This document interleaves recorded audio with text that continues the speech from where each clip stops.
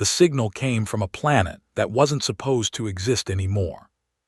Chief Coordinator Varel slammed his hand onto the central podium, muting the diplomatic chime.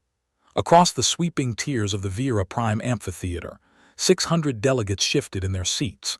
Above the dais, the main orbital display flared from soft blue to a harsh, blinding crimson. Alarms howled through the overhead speakers as an illegal energy spike tore through the station's outer defense grid.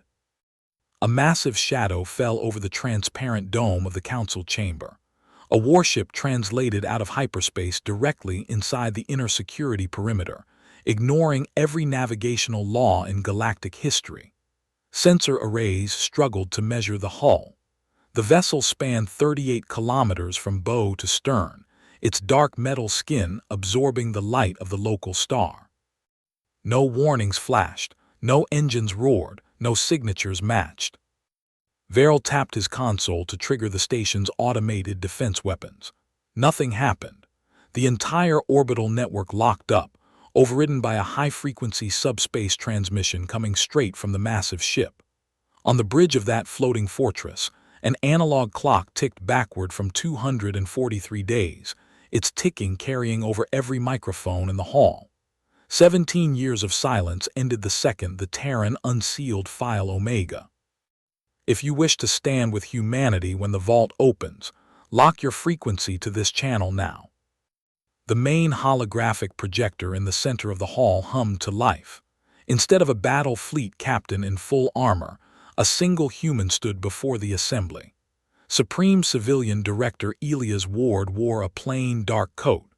His silver hair caught the harsh light of his bridge, and his hands were steady. He stepped forward and placed a heavy, brass biometric cylinder onto his control desk. The solid metal thud echoed clearly through 600 translation headsets. "Clear the orbital grid," Varel shouted into his personal comms unit. "Terran vessel, you are in direct violation of the Concord Treaty.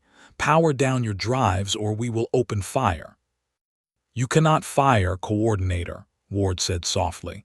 His voice was calm, completely devoid of heat. "Your weapon grids were disabled 3 seconds after we cleared hyperspace. We did not bring this ship here to threaten your council. We brought it because it is the smallest escort my defense staff would allow me to fly."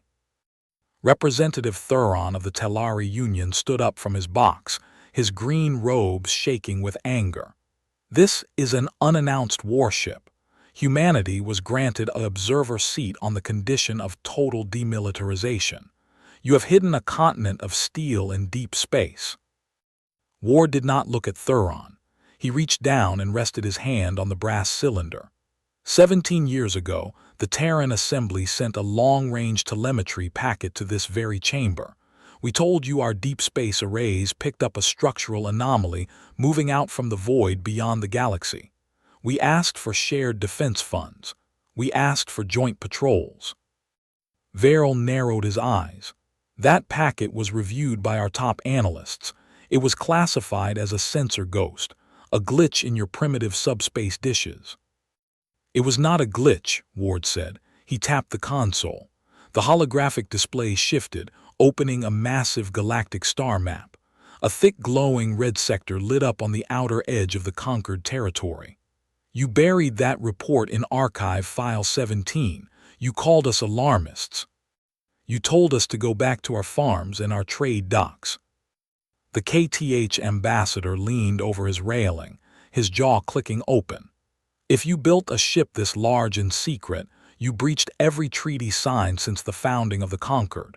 You have prepared for war against us." "If we wanted to conquer your council, ambassador, we would not have brought one ship," Ward replied. "We would have brought all of them." Ward swept his hand across the projector interface. The map zoomed out, revealing Deep Sector 99. Thousands of tiny blue icons flared into existence around the outer rim systems. The count on the screen began to climb rapidly, skipping past hundreds, then thousands, then tens of thousands. The chamber fell deathly silent as the counter finally locked into place. Active Terran Capital Fleet deployment stands at 100 instructions and 30,000 ships. Verrill felt the blood drain from his face. 130,000. That is impossible. Human industrial output could not support a fleet of that scale without our economic monitors noticing. Your monitors were looking for shipyard construction, Ward said plainly. They were not looking for mined asteroids converted into hollowed military keeps. We spent 2 decades building in the dark because we knew what was coming. We knew you would not help us until the threat reached your doorstep. This is absurd, Thuron shouted, though his voice lacked conviction. You have built an illegal armada. You are an occupying force. We did not build an armada to conquer your council, coordinator, Ward said, looking directly at Verrill. We built a vault to keep humanity alive. A soft murmur spread across the delegate rows. A KTH admiral sitting behind Verrill leaned down, his eyes fixed on the telemetry profiles of the human ships. Look at the hull plating, the admiral whispered. Those warships are encased in dense anti-radiation lead layers 40 feet thick. They are not built for ship-to-ship plasma combat. They are built to survive extreme thermal exposure. Verrill took a step toward the edge of the podium. Director Ward, if you have deployed 100,000 ships, why bring this 38-kilometer Titan here today? What are you trying to force us to do? We are not forcing anything, Ward said. We came to give you the operational data from our 3 direct engagements over the past 5 years. The star map changed again. 3 star systems on the far edge of the rim flashed red, then turned pitch black. 5 years ago, we made contact with the leading edge of the anomaly, Ward continued. We deployed our 7th Fleet to intercept and record its movement. 31,000 human warships entered those 3 systems. None of them returned. The statement hung in the air like heavy smoke. Delegates looked at one another in disbelief. 31,000 capital ships destroyed without a single survivor's pod clearing the zone. You lost 30,000 ships, Verrill asked, his voice barely above a whisper. To what weapon? No shields held, Ward said, his voice dropping into a cold, rhythmic cadence. No armor remained. No debris fell. He touched the interface one last time. Watch. The main holographic display zoomed in on a recorded sensor log from an observation platform. In the center of the dark grid, a massive shape floated through space. It spanned 400 kilometers across, an unnatural geometry of pale gray metal and dark organic structures woven together. It moved without thrusters, altering its course without creating any gravitational distortion. As the council watched, a 3-kilometer Concord observation dreadnought drifted into the frame on a scout path. Millions of tiny apertures opened along the hull of the 400-kilometer entity. They did not glow with plasma fire or charging laser arrays. A pale, completely silent beam of light shot out from the center of the entity and touched the scout ship. There was no explosion, no hull tearing, no structural shockwave. The 3-kilometer dreadnought simply dissolved. The metal, the shields, the sensors, and the 14,000 crew members vanished from the screen in 17 seconds. Where the ship had been, there was only empty space. Not a single fragment of metal remained floating in the void. The recording ended. The hologram returned to the live feed of Ward standing on his bridge. Around the amphitheater, 600 delegates sat completely still. No one spoke. No one adjusted their consoles.